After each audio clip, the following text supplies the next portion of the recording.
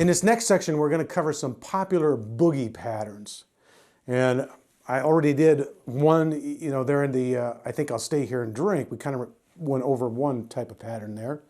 I want to play another variation to that now over a new groove, and then we'll talk about it.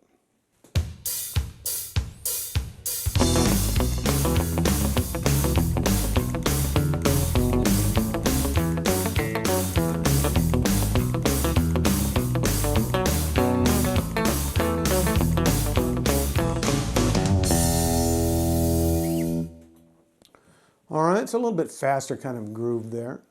And as you recall, this is a straight time now. This is not a shuffle boogie. This is a straight 4/4 time boogie. As you recall, when we did I Think I'll Stay Here and Drink, we were, here again, picking up. And we added a couple notes to that, what I refer to as the mother pattern. I'm going to get that back down here to my E.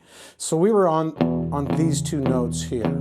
Okay, that's a root and a fifth. It's basically what we're playing out of.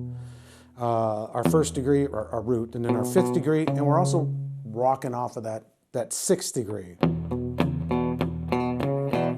We also added this is a flatted seventh, and then the other root, the octave. So we had those four notes. All right, I'm going to add a couple more now that are pretty common to the boogie pattern. And that is the flatted third and the third.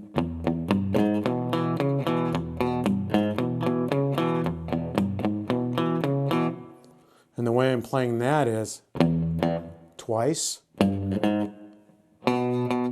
on that one, and that's the pattern.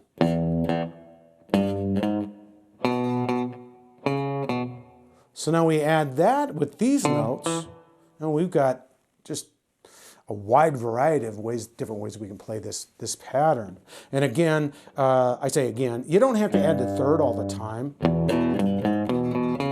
You could just go. Okay, and that's like doing downstrokes, which I'm going to get into those here in a little bit.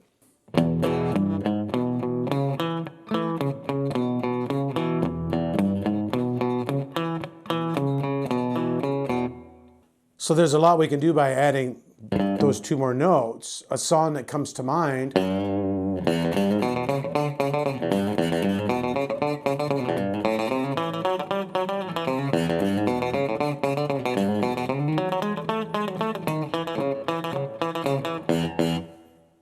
many of you are going to recognize that as Hot Rod Lincoln.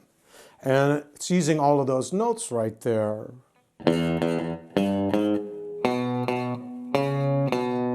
I actually don't come back to that one, but you could. And then your seventh, flatted seventh. That's the pattern. Now when I get here, I hit an open. That's just how I do it, because I don't use my pinky. So, because I'm lazy. So I just hit a... Okay. You hear the A note sounds fine too. All right. Coming off that B, let's see. To end it. So then I wound up hitting the octave. Couple other patterns I'll throw at you here. I just did another lesson for Vince Gill's Liza Jane, and he used this same kind of pattern on that.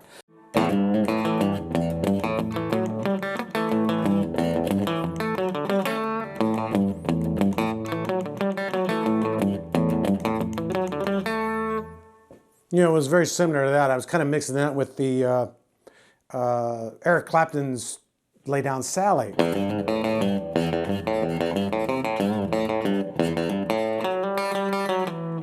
Which, again, the only difference between that pattern, the other one and other, we're in A. So instead of using these three, or these two, we're kind of thinking of an E, coming in off like an E.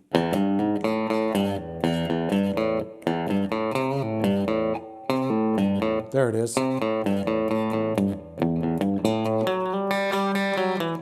Coming into that seventh, that flatted seventh, hitting the open G underneath. Throw a couple more kind of boogie lines at you here too, kind of different from the patterns I just showed you. But if we think back, Johnny Cash, Luther Perkins, I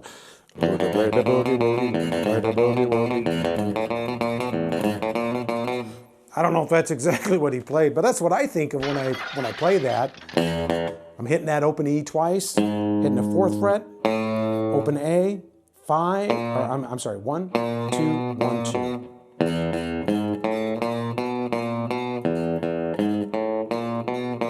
Of course, we got to accent it. Okay. Another idea there for you. Another variation for that. Which again, hitting that twice. But now we got a little pause. So the open, 1, 2.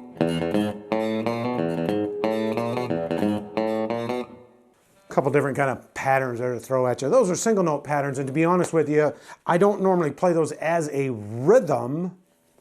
I kind of throw them in on leads, or, I might throw them in the back of a part of a verse or something, but I don't play a whole song using those single note kind of ideas there. I took that, what I'm going to call Luther's Boogie. I played that over a solo with the last band I worked with, over Hank Jr.'s Born to Boogie. Still a very popular dance song. People love to dance to that one. And when I joined the band, I had a couple hundred songs I had to work up really fast, and I hadn't played in quite a few years, so I had to improvise quite a bit. And on the solo, the second solo, there was actually a solo in the middle, and then I did 2 solos back to back at the end of that song. So on the last solo going out of the song, I would play that over the E, A, E, and then it went back to the A again, but by then I'd worn it out. So it sounded like this.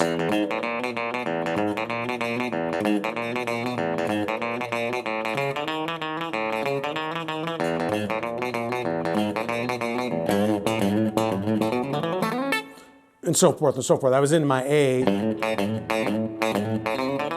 and I would, rock on something else there.